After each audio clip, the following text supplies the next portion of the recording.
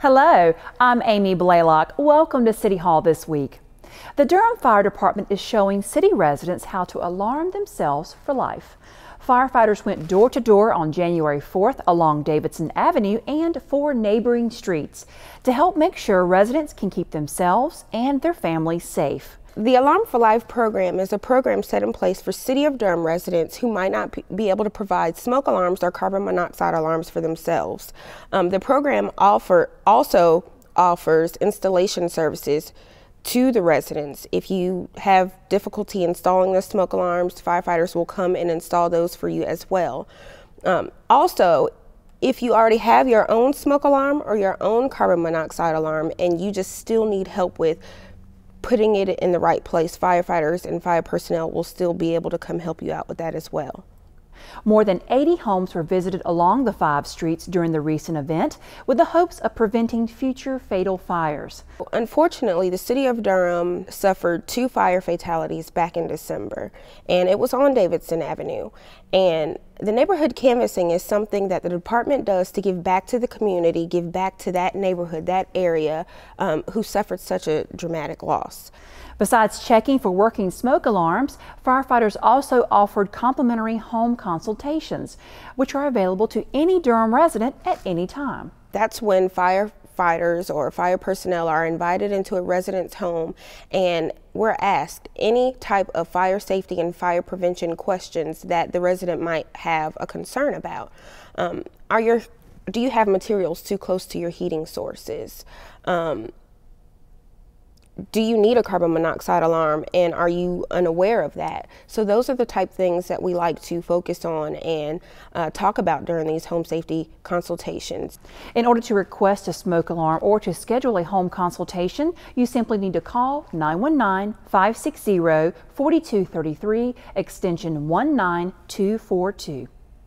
Here's a free don't miss opportunity for residents and businesses needing to recycle electronic waste and shred confidential documents.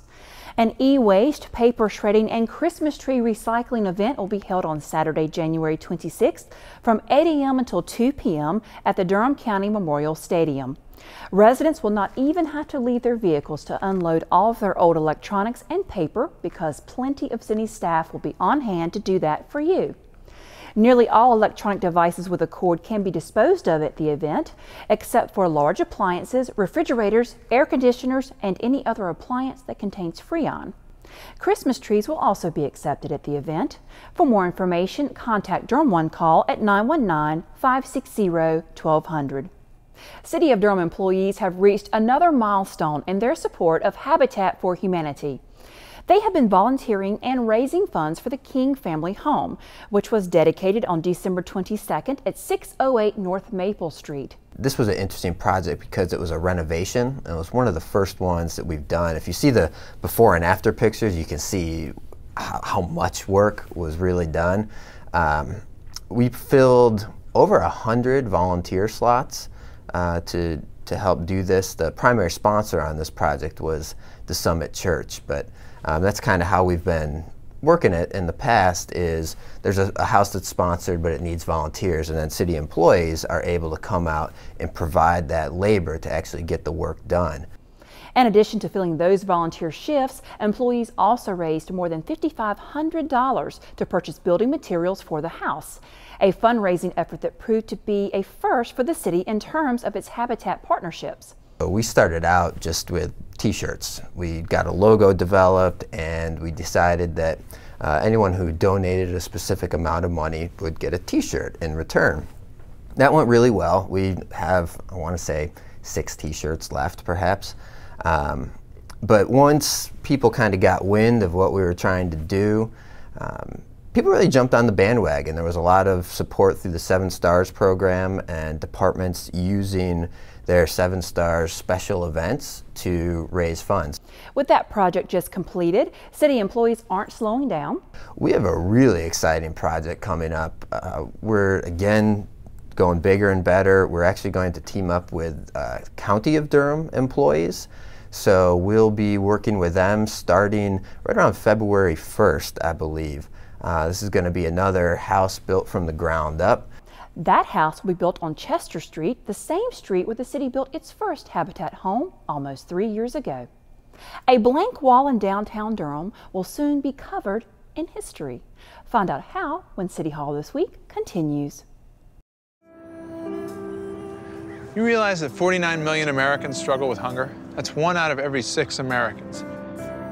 These people are around us every day. They're our friends, they're our coworkers, their kids go to school with our kids. Sometimes we're not even aware that they're struggling. This problem is closer than you think. But so is the solution. Play a role in ending hunger. Visit feedingamerica.org/hunger and find your local food bank. Here's your check.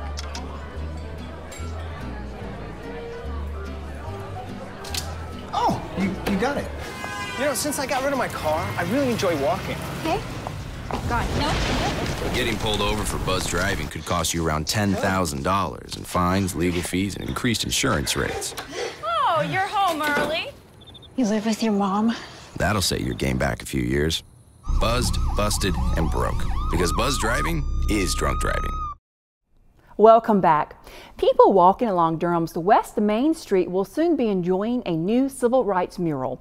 The project is being made possible by a grant from the city's Public Art Initiative pilot program to renowned artist Brenda Miller Holmes. The mural will be located on the eastern exterior wall of a building located at 112 West Main Street. It will commemorate the history of the civil rights movement in Durham and will include the participation of about 15 young people and 15 adults. The mural is expected to be completed by June. The city and county of Durham are continuing their tradition of honoring the life and legacy of Dr. Martin Luther King Jr.